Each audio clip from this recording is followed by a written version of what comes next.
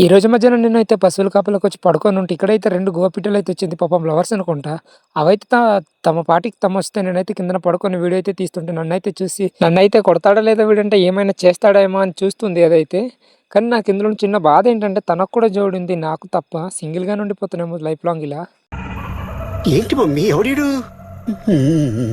నాలానే చాలామంది సింగిల్స్ ఉన్నారు. వాళ్ళకి కూడా ఎంత బాధపడారు. పోయిన మంత్ ఫిబ్రవరికి అయితే తెగ ఇబ్బంది పడిపోయి ఉంటారు. సర్లే ఏం చేస్తాం మనకెలానో జోడీ లేదు. అలా కాసేపటి తర్వాత పశువులైతే ఊరికైతే వచ్చేసింది. సరేలే అనేసి గడ్డ దగ్గరైతే తీసుకెళ్ళి వాటర్ అయితే తాగించి తెచ్చేస్తే ఇక్కడైతే మా మామిడి చెట్లయితే ఇటు పక్క అయితే నేను పెద్దగా రాను. ఇటైతే మావైతే కొన్ని చేన్‌లయితే ఉన్నాయి గానీ, ఆ చేన్లు చూడడానికైతే నేనైతే పెద్దగా రాను. ఇక్కడ ఎప్పుడో రాగి చేసినప్పుడు వచ్చింది. దాని తర్వాత అయితే మళ్ళీ ఇదే రావడం. అలా వచ్చి చూస్తే మా మామిడి చెట్లయితే చాలా బాగా పూసింది. ఇయర్ అయితే కాపు బానే వచ్చింది. అలా కొద్దిగా ముందుకెళ్ళి చూస్తే ఇక్కడైతే తోట అయితే చాలా బాగా పూసింది. దీన్నైతే ఏమంటారో మీకు తెలుసు కదా! కాపీ పువ్వులు అనేది. చాలా బాగా స్మెల్ వస్తే నేనొచ్చేసరికి ఒక వీడియో తీసుకుందాంలే అనేసి దూరిపోయే కాఫీ తోటలోనైతే స్మెల్ అయితే వేరే లెవెల్‌లోనే ఉంది.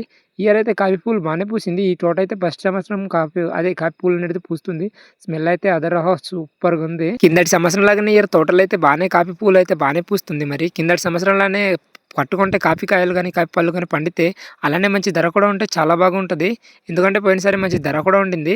ఇయర్ అయితే మరి చూడాలి మరి ఏ విధంగా అయితే పండుద్దో, ఎలా పట్టుద్దో, పూయడం అయితే బానే పూస్తుంది. వీడియో నచ్చితే లైక్ చేసి సబ్స్క్రైబ్ చేసుకోండి మామ.